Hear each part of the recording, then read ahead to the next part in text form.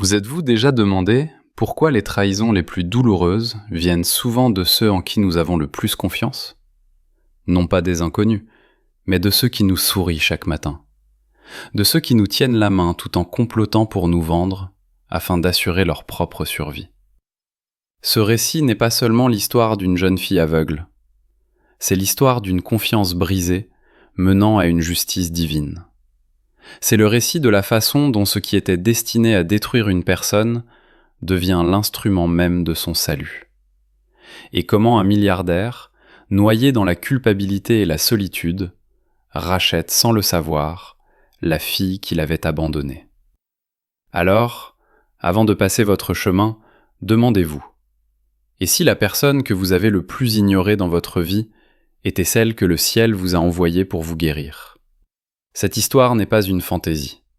C'est une réalité enveloppée de douleur, de rédemption et d'une leçon que vous garderez à jamais. Rebecca n'avait jamais vu le soleil, mais elle savait toujours quand il se levait. Elle inclinait légèrement la tête vers la gauche, sentait la chaleur sur ses joues et souriait, comme si elle recevait un baiser de Dieu. Son monde était fait de ténèbres, certes, mais pas de désespoir. Il y avait quelque chose dans sa présence, dans la façon dont elle s'asseyait en silence devant la petite maison en bois, qui poussait les passants à s'arrêter et à se demander si elle ne voyait pas bien plus que ceux dotés de la vue. Elle avait 16 ans, une silhouette fragile, mais un esprit inébranlable. Sa voix était calme, lente et posée, comme si chaque mot qu'elle prononçait provenait d'un savoir profond. Dans le village, on murmurait souvent que Rebecca n'était pas seulement aveugle, mais qu'elle avait un don. Pourtant, Rebecca ne se sentait pas douée. Pas lorsque sa tante Cécile, la seule famille qu'elle connaissait, crachait du sang dans un mouchoir chaque matin. Pas lorsque le propriétaire martelait la porte pour réclamer un loyer qu'elle n'avait pas. Et pas lorsqu'elle entendait les murmures de pitié des voisins qui pensaient qu'elle ne comprenait pas. Pourtant, elle ne se plaignait jamais. Tante Cécile, vieille et fatiguée, lui disait toujours « Tu es la lumière, Rebecca. Même si tu ne la vois jamais, tu la portes en toi. » Et Rebecca la croyait, jusqu'à ce matin fatidique où son monde lui fut dérobé. Tout commença par le bruit de bottes, lourdes, pressées et inconnues.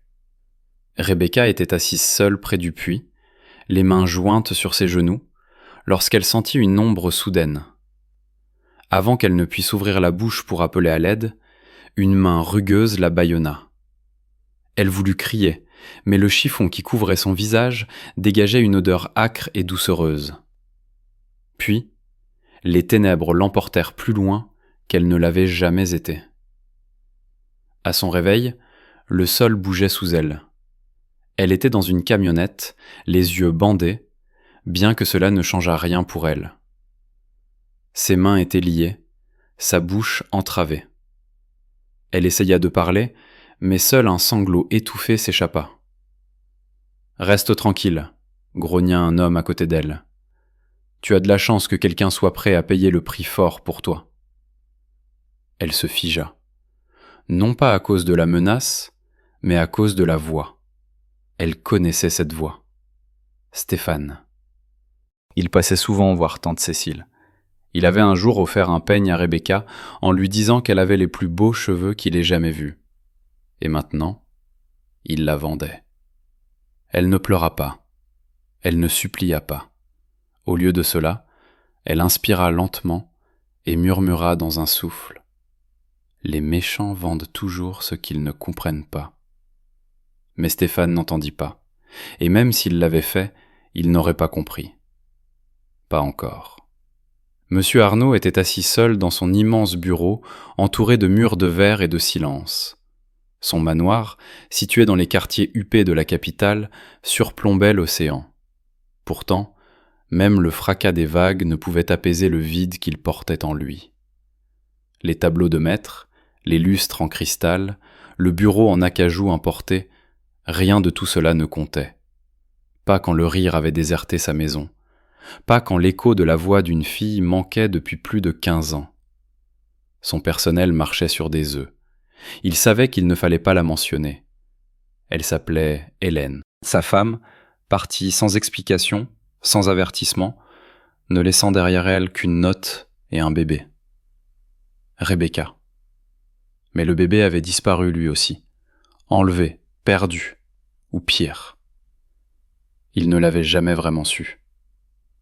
Au moment où Hélène s'était volatilisée, l'enfant avait disparu.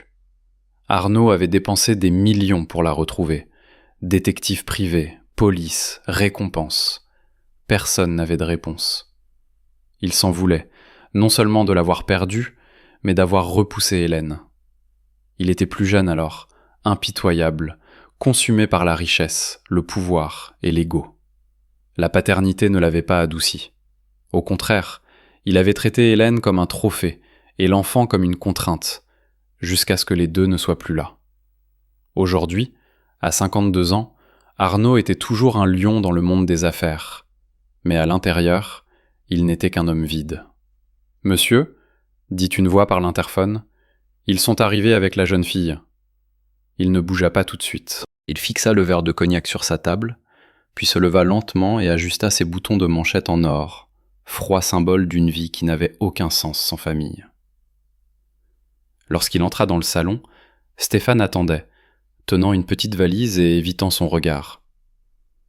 La jeune fille à ses côtés se tenait immobile, sans expression. Ses longues tresses couvraient une partie de son visage, et ses mains étaient sagement croisées devant elle. « Elle sait cuisiner », marmonna Stéphane d'une voix basse. « Nettoyer. Elle est calme, et elle ne voit pas. Elle ne parlera pas. » Monsieur Arnaud fronça les sourcils. « Comment s'appelle-t-elle » ? « Elle ne parle pas beaucoup. Elle dit s'appeler Rebecca. » Le nom frappa la poitrine d'Arnaud comme le tonnerre. Il ne laissa rien paraître. Il se tourna simplement vers la jeune fille et demanda « Veux-tu être ici ?» Rebecca inclina légèrement la tête, comme si elle écoutait quelque chose au-delà de la pièce. « Je vais là où le vent me porte, » dit-elle doucement. Ce n'était pas une réponse, mais ce n'était pas non plus de la peur. Arnaud se tourna vers Stéphane. « Combien ?» Stéphane donna un chiffre qui aurait dû faire sourciller Arnaud, mais il resta de marbre. Il hocha simplement la tête et fit signe au majordome de régler l'affaire. Alors que Stéphane se retournait pour partir, Rebecca murmura « Dites à votre femme que ses mensonges ne dormiront pas éternellement. » Stéphane se figea en plein mouvement. Il jeta un coup d'œil en arrière, confus, mais Rebecca restait immobile, sans cligner des yeux, aveugle et calme. À l'intérieur, Arnaud sentit quelque chose basculer. Il ne savait pas qui était vraiment cette fille, mais quelque chose lui disait qu'elle n'était pas venue ici par hasard. Sandrine arpentait le salon, se rongeant les ongles comme une femme traquée par sa propre ombre. Son mari, Stéphane, était parti plus longtemps que prévu. Elle vérifia l'horloge à nouveau, puis jeta un coup d'œil à travers le rideau pour la 5e fois. Le portail rouillé grinçait sous le vent, mais la rue était vide. Juste de la poussière et le silence. Pourtant, sa poitrine était serrée, comme si quelqu'un avait laissé une porte ouverte à l'intérieur d'elle-même. Une porte qui n'aurait jamais dû être touchée. Lorsque la porte d'entrée s'ouvrit enfin, Stéphane entra, le visage pâle, les mains tremblantes. « Alors ?» exigea-t-elle. « C'est fait » murmura-t-il. « Elle est avec l'homme. » Sandrine expira comme si elle avait retenu son souffle pendant des heures. Il ne se doute de rien ? Il ne l'a même pas regardé 2 fois, il a juste payé. Un rire amer s'échappa de ses lèvres. Les hommes riches sont tous les mêmes. Tant qu'ils peuvent posséder quelque chose, ils ne posent pas de questions. Mais Stéphane ne souriait pas. Au lieu de cela, il s'assit au bord du canapé, fixant le sol. Elle a dit quelque chose d'étrange. Les yeux de Sandrine se plissèrent. « Quoi ? Dites à votre femme que ses mensonges ne dormiront pas éternellement. » Sandrine se figea. Sa colonne vertébrale se raidit. Sa bouche devint sèche. Et pour la première fois depuis des mois, son cœur rata un battement. Quoi d'autre ? Rien, juste ça. Mais ce n'était pas rien, car Sandrine connaissait la vérité. Elle la connaissait depuis 16 ans. À l'époque, elle avait été la meilleure amie d'Hélène. Elles avaient grandi ensemble, rêvé ensemble, s'étaient même mariées à peu près au même moment. Mais contrairement à Hélène, Sandrine s'était mariée pour survivre, pas par amour. Elle avait envié Hélène. L'envie s'était transformée en amertume lorsqu'Hélène avait épousé Arnaud, le milliardaire. Puis, quand Hélène lui avait confié qu'elle prévoyait de le quitter et d'emmener leur petite fille en sécurité, Sandrine avait vu sa chance. Elle l'avait trahi. Elle avait passé un appel anonyme aux ennemis d'Arnaud, des hommes qui voulaient un moyen de pression contre le puissant Mania, des hommes que cela ne dérangeait pas de faire disparaître une femme. Mais quelque chose avait mal tourné. Hélène était morte. Ou du moins, c'est ce que Sandrine croyait. Et le bébé? On lui avait dit que l'enfant était mort aussi. Jusqu'à maintenant. Jusqu'à ce qu'une jeune fille aveugle, aux cheveux tressés et à la voix douce murmure des mots que personne d'autre n'aurait pu connaître. Sandrine resta très immobile, agrippant le bord de la table. Et si ce n'était pas juste une fille aveugle? Demanda lentement Stéphane. Et si c'était... Non! Aboya Sandrine, sa voix tranchante se brisant. Elle se détourna, secouant la tête, essayant de respirer. Mais ses mains ne cessaient de trembler. Si Rebecca était vivante, si elle était dans la maison d'Arnaud, alors tout ce que Sandrine avait construit, son mariage, son confort volé, son secret, était sur le point de s'effondrer. Et il n'y avait qu'un seul moyen d'arrêter cela. « Je veux que tu retournes là-bas, » dit-elle, sa voix plus basse maintenant, plus froide. « Surveille-la, surveille-le, et si tu sens le moindre danger, nous en finirons. » Stéphane la dévisagea, le cœur battant à tout rompre. Il ne savait pas ce qui l'effrayait le plus, ce que Rebecca pouvait être, ou ce que sa propre femme était en train de devenir. Le manoir d'Arnaud était un palais pour les yeux, mais pour Rebecca, c'était une forêt d'ombre et de sons. Elle cartographiait les couloirs avec ses pieds, chaque pas mesuré et prudent. Ses doigts effleuraient les murs polis, lisses comme de l'eau froide, tandis que le marbre chuchotait sous ses semelles. Chaque espace avait une histoire. Elle pouvait le sentir. Des secrets imprégnaient le silence. Pareil à des murmures laissés par des gens trop fiers pour pleurer à haute voix. Le personnel l'observait comme si elle était une malédiction vêtue de lin. Il l'appelait « la fille », jamais Rebecca. Ils évoluaient autour d'elle non pas avec respect, mais avec malaise. Après tout, qui vend une jeune aveugle à un milliardaire? Et pourquoi accepterait-il une telle transaction? Mais Rebecca remarquait tout. La façon dont le majordome tressaillait lorsque son nom était prononcé. La manière dont une des femmes de chambre avait retenu son souffle lorsqu'elle avait fredonné une vieille berceuse, sans savoir pourquoi. Et surtout, les pas de M. Arnaud qui marquaient une pause devant sa porte, tard dans la nuit, sans jamais entrer. Il l'observait, non pas comme un homme surveille une possession, mais comme un homme cherchant à se souvenir de ce qu'il a perdu. Un après-midi, Rebecca s'aventura dans la serre. La chaleur et l'odeur de la terre fraîche l'enveloppèrent comme un manteau.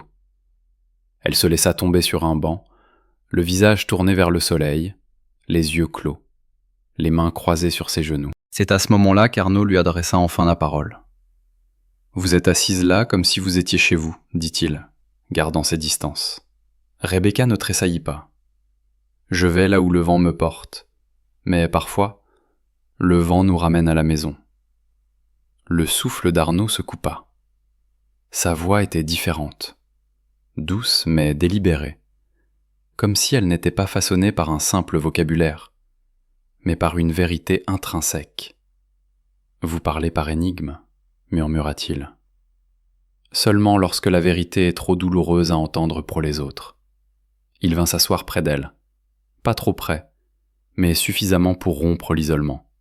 « Que vous rappelez-vous de vos parents ? » demanda-t-il, sur un ton qu'il voulait décontracter, mais dont la lourdeur trahissait une blessure profonde. Rebecca tourna son visage vers lui, ses yeux sans regard plongeant dans les siens, bien qu'elle ignorât pourquoi. Je me souviens du rire d'une femme, chaud comme la lumière du soleil derrière un rideau, et du silence d'un homme. Un silence qui n'était pas vide, juste brisé. Arnaud détourna le regard. Il ne s'attendait pas à cette boule dans sa gorge, ni à la brûlure derrière ses paupières. Il ne l'avait jamais avoué à personne, mais quand Hélène était partie, elle avait emporté une partie de son âme avec elle, une partie que l'argent ne pouvait remplacer. Et maintenant, cette fille, cet étrange jeune aveugle à la grâce tranquille et aux mots qui transperçaient l'âme, rouvrait des plaies qu'il avait enterrées depuis plus d'une décennie. Et si je vous disais, chuchota-t-il, que j'ai un jour perdu quelque chose que je ne savais pas aimer. Rebecca ne répondit pas. Elle tendit simplement la main, la laissant flotter dans l'air entre eux. Et sans savoir pourquoi, Arnaud la saisit. À cet instant, le manoir cessa de paraître si vide. Mais ni l'un ni l'autre ne comprirent pourquoi leurs mains s'emboîtaient si parfaitement.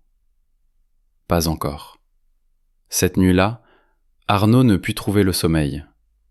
Il se retournait dans son lit, les draps de soie s'enroulant autour de ses jambes comme des cordes. Le manoir était silencieux, pourtant son esprit était assourdissant. Chaque mot prononcé par la jeune fille résonnait dans sa tête. Je vais là où le vent me porte, mais parfois, le vent nous ramène à la maison.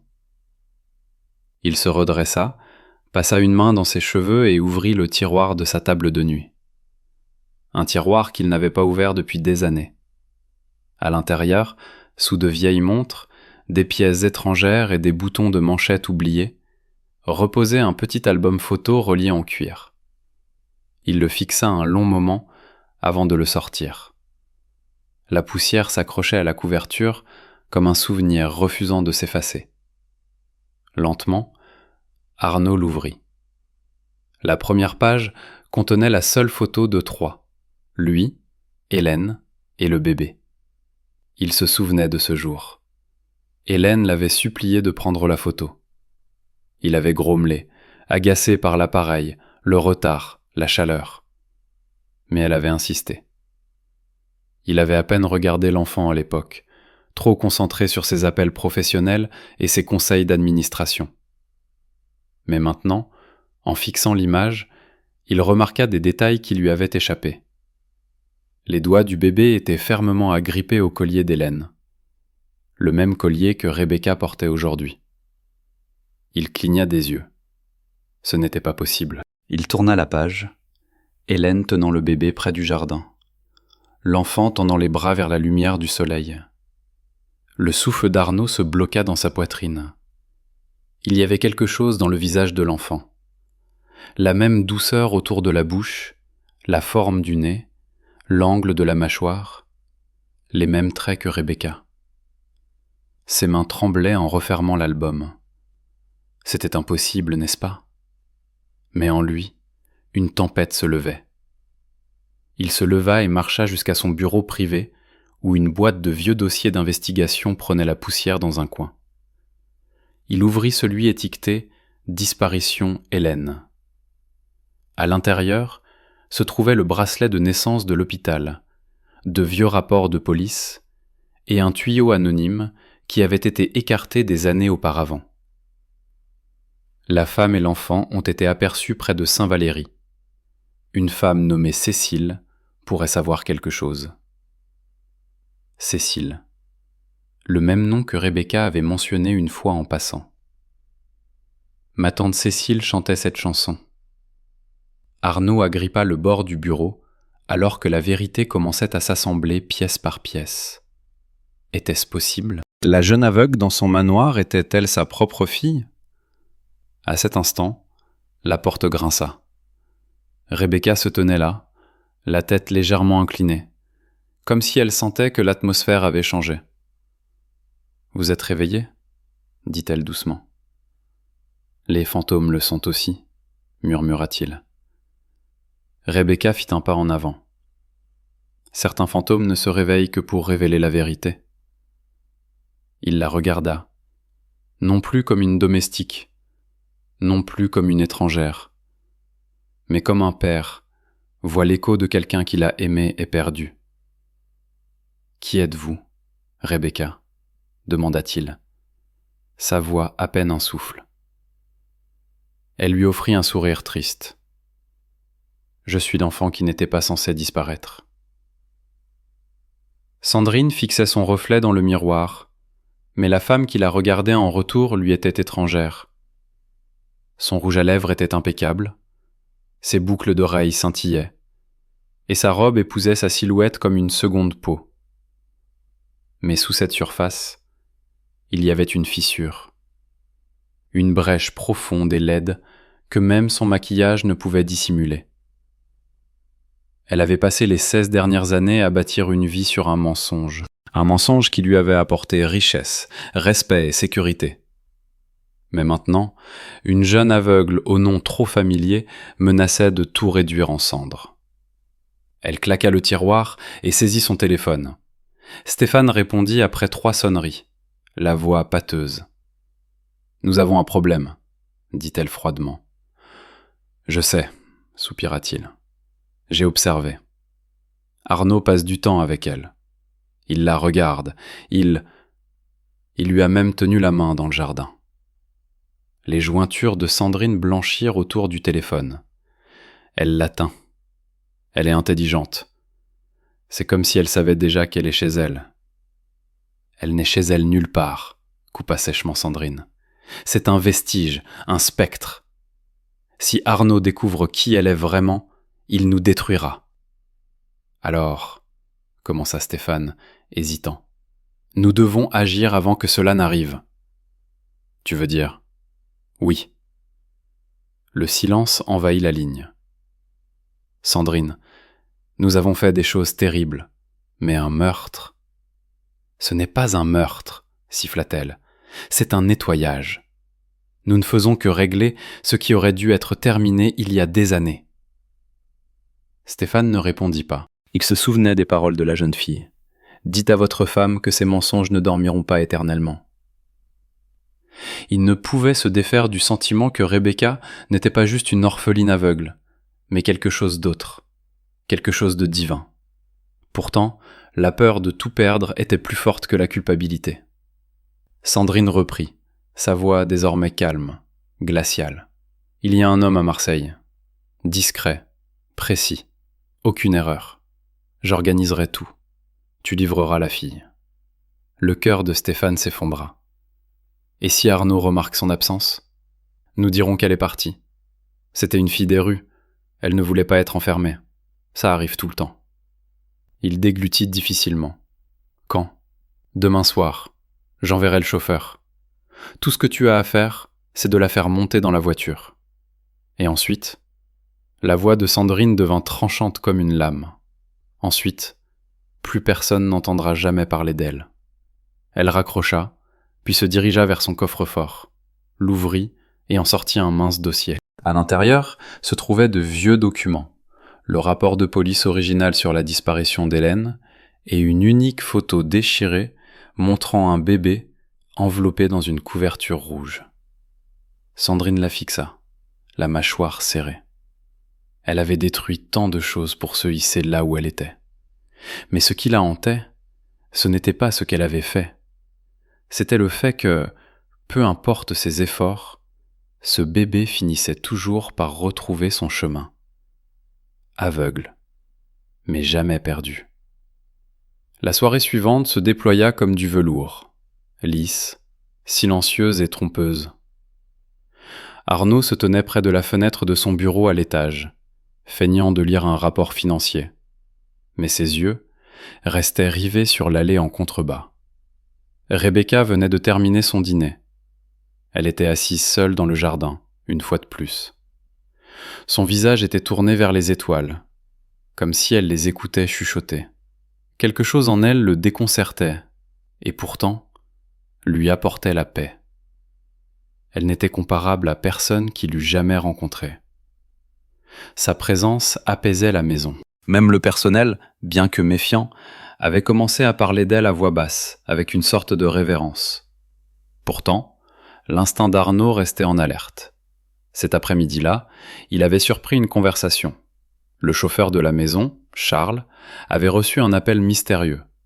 Il parlait en code, mais une phrase s'était détachée. Le colis part à 20h, discrètement, sans trace. Le mot « colis » avait fait courir un frisson glacé le long de l'échine d'Arnaud. À 19h55 précise, Charles gara le 4x4 noir près de l'entrée de service. Pas devant, là où passaient les invités. Non. C'était une sortie pour les choses destinées à disparaître. Les yeux d'Arnaud se plissèrent. Il saisit ses clés et se glissa par l'escalier de service comme une ombre. Pas de garde, pas de bruit. Juste un homme suivant son instinct à distance raisonnable. Il regarda Rebecca être doucement guidée vers la voiture par la femme de chambre. Elle ne résistait pas, mais elle semblait confuse. « Où allons-nous » demanda-t-elle. La domestique força un sourire. « Surprise ! Madame a dit que vous alliez recevoir quelque chose de spécial. » Rebecca inclina la tête. Quelque chose clochait. L'air autour d'elle semblait tranchant, chargé d'électricité statique. Elle monta dans le véhicule et la porte se referma derrière elle avec une finalité inquiétante. Mais au moment où le moteur démarrait, une autre voiture, la berline d'Arnaud, rugit à la vie 3 voitures derrière eux. Il suivit sans phare le long de l'allée sinueuse, passant le portail de sécurité qui s'ouvrit sans question sur la nuit. Le 4x4 prit un tournant inattendu hors de la route principale, coupant à travers une zone industrielle mal éclairée. Les mains d'Arnaud serrèrent le volant plus fort. Son cœur tonnait. Il n'avait pas besoin de carte pour savoir qu'il ne se dirigeait pas vers un lieu sûr. Rebecca était assise en silence sur la banquette arrière, ses doigts traçant les coutures du cuir. Sa respiration était régulière, mais ses pensées s'emballaient. Soudain, elle parla.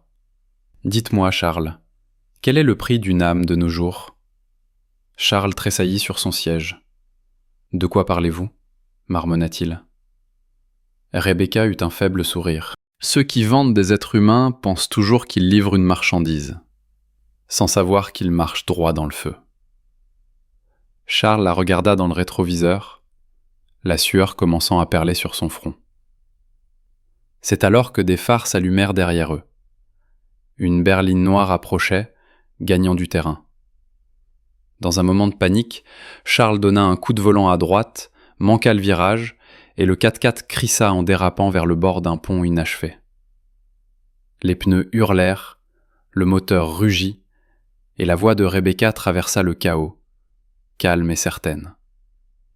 On ne peut pas courir plus vite que la vérité. Elle finit toujours par nous rattraper. Le véhicule s'arrêta à quelques centimètres du vide, les pneus avant tremblant au-dessus du précipice. Charles se figea, les mains verrouillées sur le volant, la poitrine haletante. Une seconde de plus, et ils auraient plongé dans les ténèbres.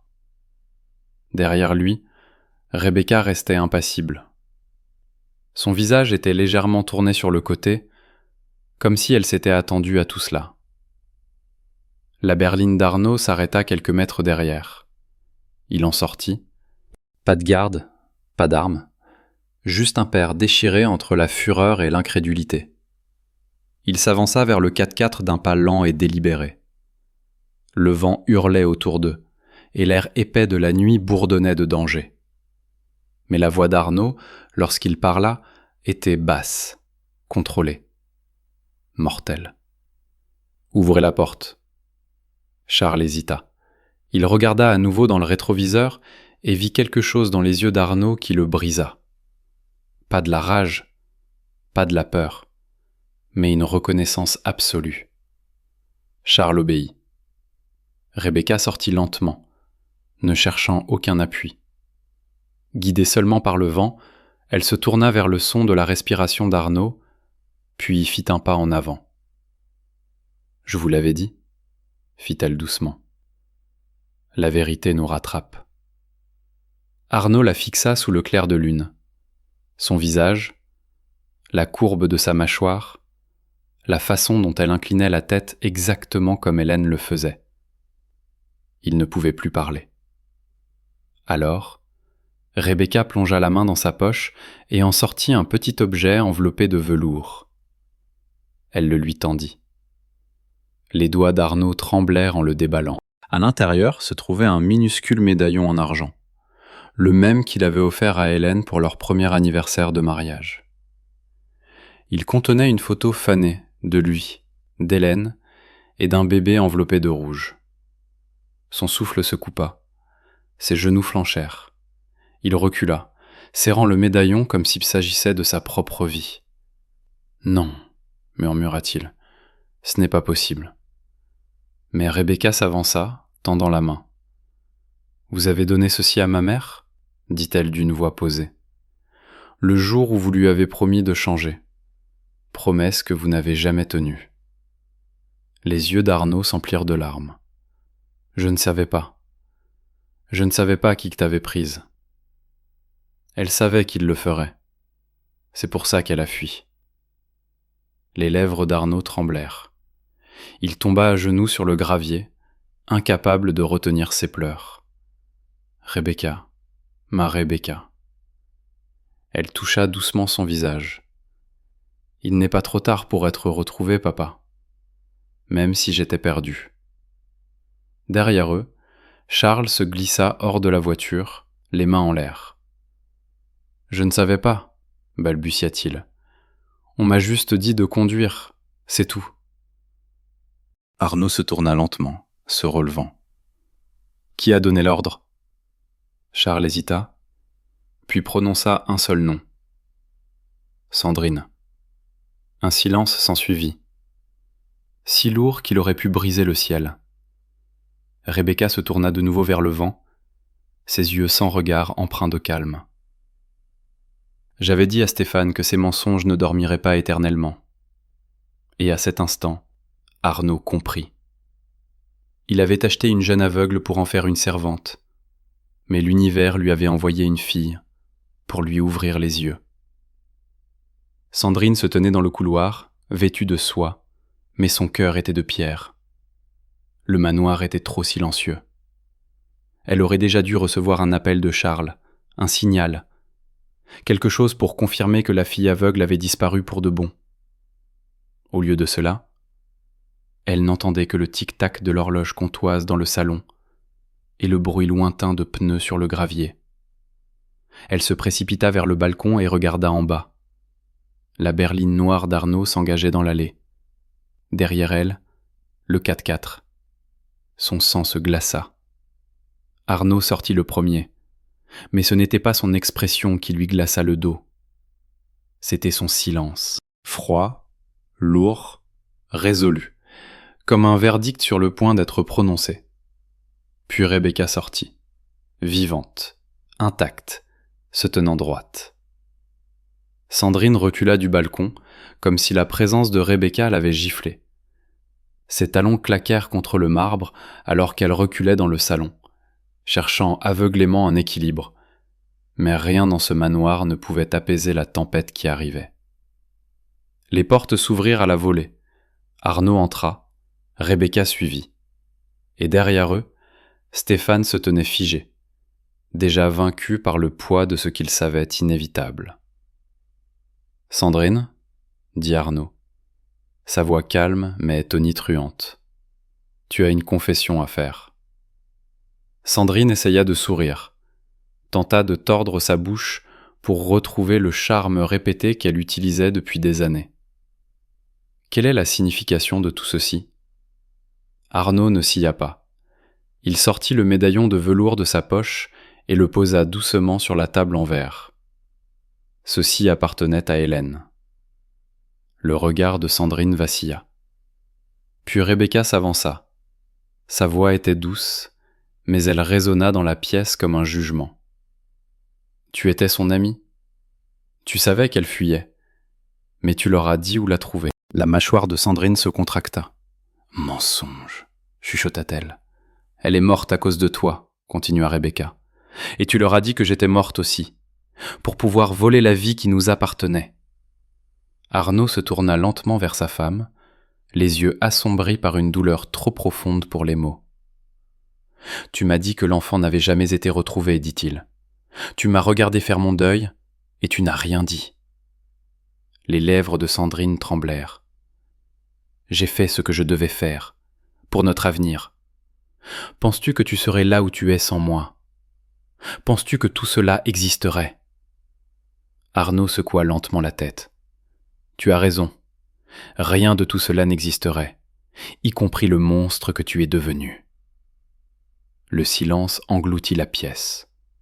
Puis il s'adressa au majordome sans la quitter des yeux. « Appelez la police. » Sandrine recula, les yeux écarquillés. « Tu n'oserais pas. »« Je le ferai, dit-il. Tu as enterré ma fille. Tu m'as laissé croire qu'elle était morte. Je t'ai sauvée. Tu m'as détruit. » Les gardes entrèrent dans la pièce. Stéphane ne protesta pas. Il pleurait simplement. Les talons de Sandrine claquèrent une dernière fois contre le marbre. Cette fois, non pas avec puissance, mais avec panique. Et Rebecca, elle, restait simplement debout au centre de tout cela. Son visage légèrement levé, comme si elle écoutait une musique qu'elle seule pouvait entendre. La justice, enfin. Le lendemain matin, la lumière du soleil se déversa dans le manoir. Non pas comme une simple clarté, mais comme une guérison. Pour la première fois depuis plus de 16 ans, le domaine d'Arnaud ne ressemblait plus à un tombeau décoré d'or. Les murs ne résonnaient plus de secrets. L'air n'était plus épais de mensonges. Il y avait une immobilité, mais pas celle née de la peur. C'était la paix. Rebecca était assise dans le jardin, pieds nus, les mains enroulées autour d'une tasse de thé chaud. Son visage levé vers le ciel arborait une sérénité que même les voyants trouvaient rarement. À l'intérieur, Arnaud se tenait près des portes vitrées, l'observant. Il avait à peine dormi, non pas par inquiétude, mais par émerveillement. Comment ne l'avait-il pas vu? Pas seulement la ressemblance, mais la force tranquille, la façon dont elle remplissait la pièce de sa présence, même sans dire un mot. Il sortit doucement et s'assit près d'elle. Elle sourit avant même qu'il ne parle. « J'ai entendu vos pas. »« J'ai toujours eu la marche lourde, » dit-il avec un petit rire. Rebecca hocha la tête. Mais maintenant, il ne sonne plus creux. Il déglutit difficilement. « Je ne sais pas comment réparer ce que j'ignorais, » dit-il. « Ce que je n'ai pas vu. » Rebecca tourna son visage vers lui.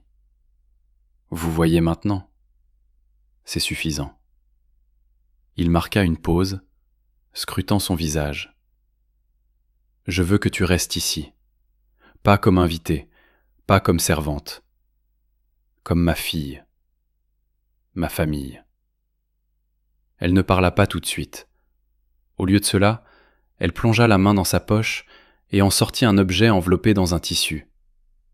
Délicatement, elle le déplia, révélant un ange en céramique fissurée. « J'ai gardé ceci depuis que je suis enfant, dit-elle. Tante Cécile me l'a donné. Elle a dit qu'il venait d'une femme qui m'avait laissé avec elle. Elle a dit que c'était la dernière chose qu'elle avait. » Arnaud le prit dans ses mains, ses doigts tremblants. Il se souvenait de cet ange. Il l'avait acheté en Italie, un cadeau pour Hélène. « Il est à toi, » dit Rebecca. « Et maintenant, moi aussi. » Les larmes montèrent aux yeux d'Arnaud. Il tendit la main et prit la sienne. Cette fois, non pas par culpabilité, mais par un amour qui avait enfin retrouvé le chemin de la maison. Derrière eux, le personnel de la maison se déplaçait différemment, plus doux, plus bienveillant, comme s'ils pouvaient eux aussi sentir que quelque chose de sacré avait été restauré. Stéphane s'était rendu. Sa déposition avait tout révélé. L'enlèvement, le pot de vin, les mensonges. Sandrine était partie, mais Rebecca restait. Et sa lumière aussi. Ce soir-là, alors que le soleil commençait à se coucher, Arnaud la guida à travers le domaine, décrivant tout ce qu'elle ne pouvait pas voir. « Et là-bas, c'est le lac, » dit-il en pointant du doigt. « Tu ne peux pas le voir, mais quand le vent souffle, il scintille comme du verre. » Rebecca sourit. « Je n'ai pas besoin de le voir. Pourquoi ? Demanda-t-il. Parce que je peux le sentir, comme je sens votre cœur maintenant. Arnaud la regarda, la poitrine serrée. Tu as perdu tes yeux, Rebecca. Mais je pense que tu as toujours vu bien plus que nous tous. Elle hocha lentement la tête. Parfois, la cécité n'est pas une malédiction, murmura-t-elle. C'est la seule façon de voir vraiment.